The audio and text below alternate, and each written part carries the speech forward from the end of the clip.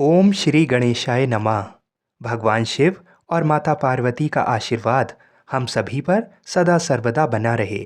आज के इस वीडियो में हम आपको श्री शिव महापुराण के रुद्र संहिता के प्रथम खंड के प्रथम अध्याय की कथा को सुनाएंगे। तो आइए भगवान शिव और माता पार्वती के चरणों का ध्यान करते हुए इस पावन कथा को सुनते हैं। एक समय की बात है, मुनि शिरोमणि विप्रवर नारद जी ने, जो ब्रह्मा जी के पुत्र हैं, विनीत चित हो तपस्या में मन लगाया। हिमालय पर्वत में कोई एक गुफा थी जो बड़ी शोभा से संपन्न दिखाई देती थी। उसके निकट देव नदी गंगा निरंतर वेग पूर्वक बहती थी। वहां एक महान दिव्य आश्रम था जो नाना प्रकार की शोभा से सुशोभित था। दिव्यदर्शी नारद जी तपस्या करने के लिए उसी आश्रम में गए। उस गुफा को देखकर मुनिवर नारद जी बड़े प्रसन्न हुए और सुदीर्घ काल तक वहां तपस्या करते रहे। उनका अंतःकरण शुद्ध था। वे दृढ़ता पूर्वक आसन बांधकर मौन हो प्राणायाम पूर्वक समाधि में स्थित हो गए। ब्राह्मणों, उन्होंने वह समाधि लगाई जिसमें ब्रह्मा का साक्षात्कार कराने वाला अहम ब्रह्मास्मि यानी मैं ब्रह्मा हूँ ये विज्ञान प्रकट होता है। मुनिवर नारद जी जब इस प्रकार तपस्या करने लगे, उस समय ये समाचार पाकर देवराज इंद्र काँप उठे। वे मानसिक संताप से विहल हो गए। ये नारद मुनि मेरा राज्य लेना चाहता है। मन ही मन ऐसा सोचकर इंद्र ने उनकी तपस्या में विघ्न डालने के लिए प्रयत्न करने की इच्छा की। उस समय देवराज ने अपने मन से कामदेव का स्मरण किया।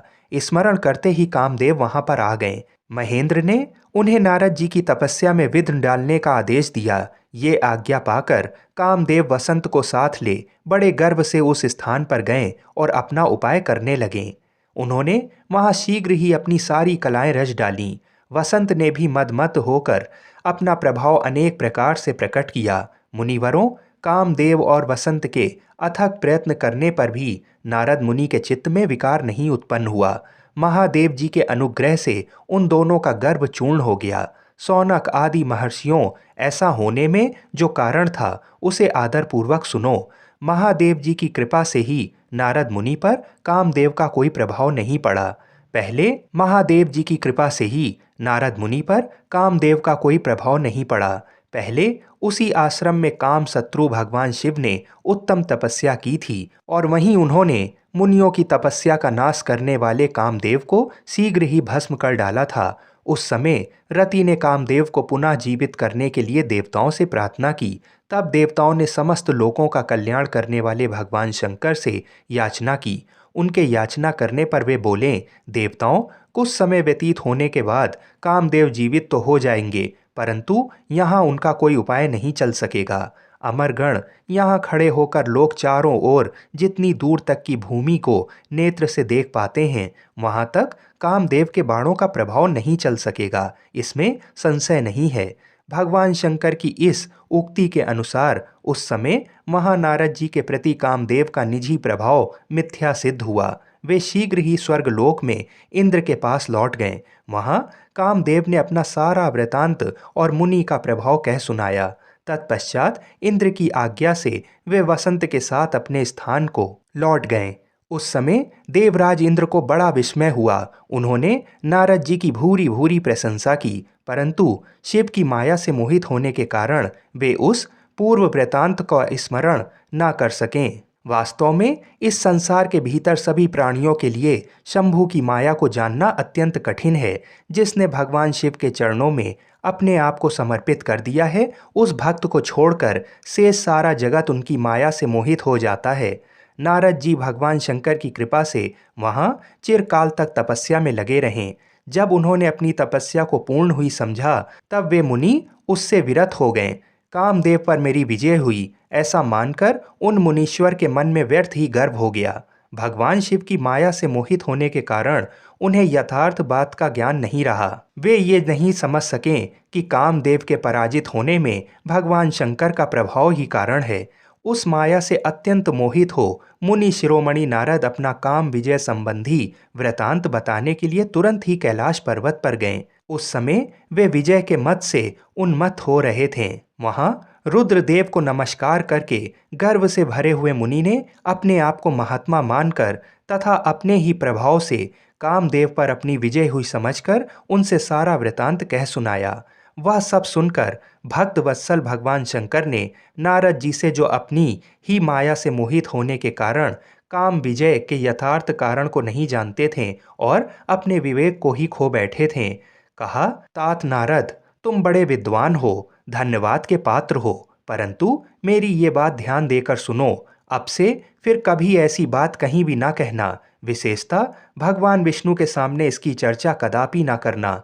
तुमने मुझसे अपना जो वृतांत बताया है उसे पूछने पर भी दूसरों के सामने ना कहना। ये सिद्धि संबंधी वृतांत सर्वथा गुप्त रखने योग्य है, इसे कभी किसी पर प्रकट नहीं करना चाहिए।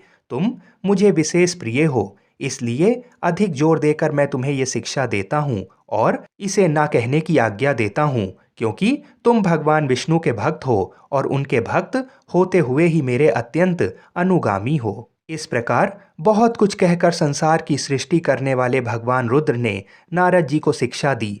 अपने वृतांत को गुप्त रखने के लिए उन्हें समझाया बुझाया, परंतु वे तो शिव की माया से मोहित थे, इसलिए उन्होंने उनकी दी हुई शिक्षा को अपने लिए हितकर नहीं माना।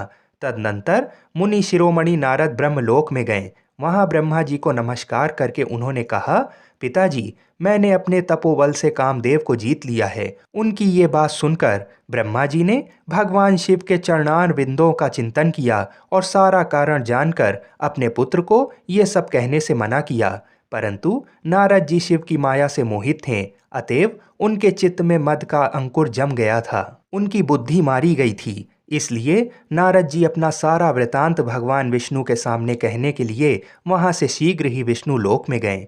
नारद मुनि को आते देख भगवान विष्णु बड़े आदर से उठे और शीघ्र ही आगे बढ़कर उन्होंने मुनि को हृदय से लगा लिया। मुनि के आगमन का क्या हेतु है, इसका उन्हें पहले से ही पता था। नारद जी को अपने आसन पर बिठाकर भगवान शिव के चरणार विंदों का चिंतन करके श्री हरि ने उनसे पूछा, तात, कहाँ से आते हो? यहाँ किस लिए तुम्हारा आगमन हुआ है? मुनि श्रेष्ठ, तुम धन्य हो, तुम्हारे शुभ आगमन से मैं पवित्र हो गया। भगवान विष्णु का ये वचन सुनकर गर्व से भरे हुए नारद मुनि ने मद से मोहित होकर अपना सारा वृतांत बड़े अभिमान के साथ कह सुनाया। नारद मुनि का वह अहंकार युक्त वचन सुनकर मनी मन भगवान विष्णु ने उनकी काम विजय के यथार्थ कारण को पूर्ण रूप से जान लिया। तत्पश्चात श्री विष्णु जी बोले, मुनि श्रेष्ठ, तुम धन्य हो, तपस्या के तो भंडार ही हो, तुम्हारा हृदय भी बड़ा उदार है। मुने, जिसके भीतर भक्ति, ज्ञान और वैराग्य नहीं होते, उसी के मन में समस्त दुखों को देने वाले काम, मोह आदि विकार शीघ्र उत्पन्न होते हैं। तुम तो नैष्ठिक ब्रह्मचारी हो और सदा ज्ञान वैराग्य से युक्त रहते हो, फिर तुम में काम विकार कैसे आ सकता है? तुम तो जन्म से ही निर्विकार तथा शुद्ध बुद्धि वाले हो। श्री हरि की कही हुई ऐसी बहुत सी बातें सुनकर मुनि शिरोमणि नारद जोर जोर से हंसने लगे और मनी मन भगवान को प्रणाम करके इस प्रकार बोले, स्वामिन, जब मुझ पर आपकी कृपा है तब बेचारा कामदेव अपना क्या प्रभाव दिखा सकता है। ऐसा कहकर भगवान के चरणों में मस्तक झुकाकर इच्छा अनुसार विचरने वाले नारद मुनि वहां से चले गए। इस प्रकार से इस अध्याय का यहीं पर समापन हुआ। आगे की कथा बहुत ही रोचक है। आगे की कथा को सुनने के लिए हमारे चैनल को अवश्य सब्सक्राइब करें। हर हर महादेव।